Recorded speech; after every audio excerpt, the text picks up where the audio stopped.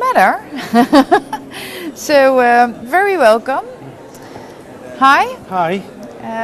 You're live on the stream now. Hello. And what's your name? Michael Douglas. All right. From Genie Mobile. Genie Mobile. And what's Genie Mobile doing? Well, we provide mobile and web engagement platforms for events, but also for associations to engage their membership year-round. And in fact, we actually like to join those things together so that associations have one solution for both their events. You are going too fast for me. There is a mobile event app that I understand. There is a mobile events app, and indeed there was a mobile event app provided for this event.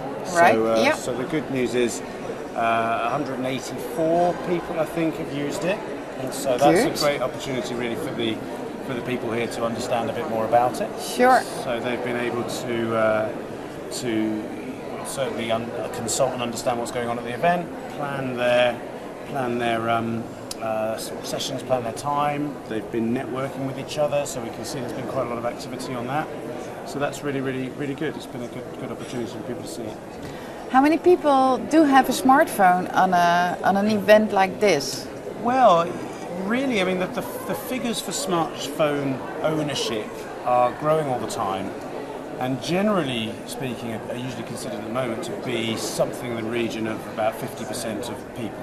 However, you start looking at the sort of business audiences that most of our customers work with, and actually that's much higher. Okay. So really, really looking at being able to cover, up to sort of 70%. And even people who don't have a smartphone or a particular type of smartphone but do have internet on their phone can still be engaged using the mobile app. Yeah, okay. Yeah. But if you say half of the population, that means that everybody with a smartphone has used the app here, because 184, I think it's 350, 360 people participating here. Well, I'd say so. I mean, I would imagine there's some people who have a smartphone who haven't used it, but obviously you're right. It means that the majority of people who could try it have done. And one of the other things that's interesting is we can see how often they used it, and the average time is 10 times. Okay. So 10 times over a couple of days on average really shows, I think, that people were getting something out of it. Sure. For them to want to go back and use it again and again. And can you see which pages people have been visiting? You can. I did look earlier, and actually what we've seen is certainly the networking has been important. A lot of people have been using that to look up to see who else is here. And because there is an attendee list in the event app. There's an attendee list in there, so people are able to do that, and we know that many messages have been sent between people. Wow. So that's good. So people are arranging to see each other, seeking out contacts that are going to improve the value that they get from the event. But the other thing, which is very standard, is the schedule, because of course there's lots of choice here, lots of choice of different sessions to go to. People are able to pick in advance, and it means they can see at a glance what their next thing is. So that's one of the things that people come back to reference again and again. Sure. They find useful. Yeah. And what kind of events can you advise the planners to use an event app for? Well, I think there's the different focuses for different types of events. Now, this is a great example of an event where networking is a really good addition, and so I think, we work with events of all shapes and sizes, but when you've got sort of hundreds of people rather than many thousands of people, you can often find that you get very good penetration of usage. So you may see 70-80% of people. How come? Because I thought the bigger the better. Talking about networking and talking about mobile apps. I think and certainly there's no problem with it being bigger. But when you get to a much bigger event, then it may well be, and it's often the case, that you'll find it's much more of an exhibition.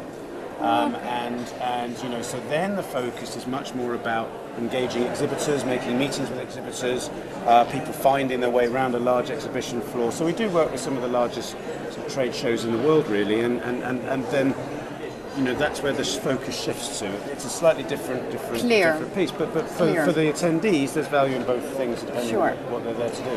And you say networking is an important part of it. There is an attendee list, but how do I get connected with another attendee? What if I think, wow, I want to talk to you, for example, and I find your name on the app? How do I connect with you? Well, one of the things that you can you do is you don't see everybody's contact details because that's not really for the organizer to show, but it's okay for the organizer to show who's there, and then within the system you can send them a message, so they receive messages and Okay, so exchange it's a messages. closed It's a system, closed and you system, can. and it's a private system. All right, so I can send you a message, but I won't see your email. Yeah. The system makes sure that you get the private Correct, message. Wow. correct. So people have been doing that, and and they'll have been saying that we'll meet at the coffee break and things like that, and seeking each other out. And because you can see what people are interested in, you're able to search for people who have the same interests as you. Okay. Last question. What do you think about the speech of Andrew Keane yesterday? I quite I actually found it. I don't mind that he was being quite controversial. I think that's fine. But I do think he didn't really do his homework about associations. I think he had an assumption that the associations are in no way looking forward, and I think that if he'd have looked a bit closer, he probably would have understood a bit more that associations are actually in many ways benefiting from the changes that he described.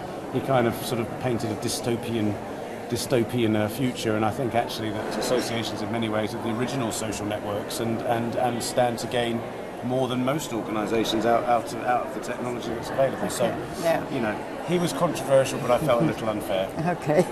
Thank you very much. My pleasure. And enjoy the rest of the day. Great. And thank you for being here in the studio. Bye bye. Well, then I think there is another guest waiting for us. Just before we slip back to the plenary room and slip back to the closing ceremony. Hi, John. Hi. Nice meeting you. Yeah, I could just see you're John. We never met before, so it's a bit exciting here in the studio to see who is getting in and what is there to talk about. And I know Shock Logic, is that the way to pronounce? Yeah. All right. And it's Gerdy Groot. Wow. I'm impressed. Ik probeer mijn best te doen. Wow. Ja, ik spreek een beetje Nederlands. So. Okay, how come? Why do you speak Dutch? I lived in Amsterdam for Really? a small period. All right. Should we do the interview in Dutch then? No, please no. Okay. 1 week at the nonnetjes van Vught is not enough. The nonnetjes van... Sorry, that's saying proud. The Dutch people will understand.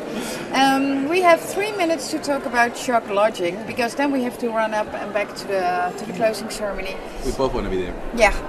What is Shock Logic doing and why? Why, which is more important first, I think, is that we're passionate about association societies and membership-based organizations. That's your specialty. That's our specialty, right. Yeah.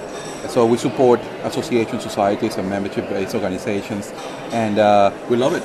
And we can get up early enough in the morning to go to work. And I lead a team of about 12 in London, and we love what they do. And we also support a lot of PCOs, professional conference organizers, and we provide technology for these organizations. What kind of technology? Yes. What do I buy when I ring to Shock Logic? We see the needs, the technology needs of the association. We see it very much as member-centric. We think that associations are the real social network, and I think you heard that many times by now. And